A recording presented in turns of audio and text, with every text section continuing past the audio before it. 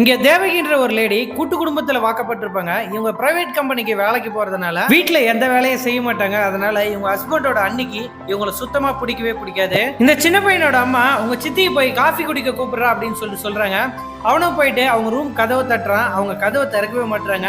சரி என்னதான் பண்றாங்க அப்படின்ட்டு ஜன்னல் வழியா எட்டி பாக்குறான். இங்க தேவகியோ டைரியில ரொம்ப இன்ட்ரெஸ்டா ஏதோ எழுதிட்டு இருக்காங்க. எங்கடா போன பையனை ஆளக்கானோம் அப்படின்னு சொல்லிட்டு கடைசி அவங்க நாத்தனாருமே வந்து கதவு தட்டுறாங்க. இவங்களும் என்ன பண்றாங்கன்னா அவசரமா அந்த டைரி எடுத்து பீரோக்குள்ள வச்சுட்டு அந்த சாவி எடுத்து அவங்களோட ஹேண்ட்பேக்ல வச்சுக்கிறாங்க. இது கூட்டு குடும்பம் அப்படின்றதுனால வீட்டுல எல்லாரும் கேஷுவலா உட்காந்து பேசிட்டு இருக்காங்க.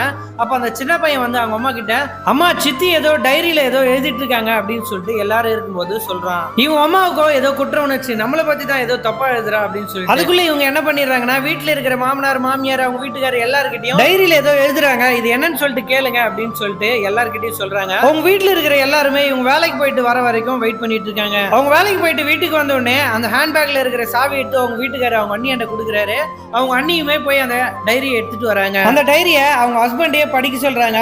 அவங்களும் அதெல்லாம் முடியாது, என் டைரி என்னோட பர்சனல், இதெல்லாம் யாரும் படிக்க கூடாது அப்படின்னு சொல்றாங்க. அதையும் மீறி அவங்க ஹஸ்பண்ட் படிக்கிறாரு. அந்த டைரியில அவங்க வேலைக்கு போகும்போது நடக்கிற விஷயத்தை தான் அந்த டைரியில எழுதியிருப்பாங்க. சோ யாரை பத்தியுமே தப்பா எழுதியிருக்க மாட்டாங்க. ரொம்ப அன்கம்ஃபர்டபுளா ஃபீல் பண்ண இவங்க அந்த டைரி எடுத்துட்டு போயிட்டு தனியா வச்சு எரிச்சிடுறாங்க. இந்த மாதிரி எந்த பிரைவேசியுமே இல்லாத ஒரு வாழ்க்கையை வாழ்றதை விட நான் இண்டிபெண்டன்டாவே வாழ ஆரம்பிச்சிடறேன் அப்படின்னு சொல்லிட்டு தன்னோட வாழ்க்கையை தனியாவே வாழ ஆரம்பிச்சிடுறாங்க.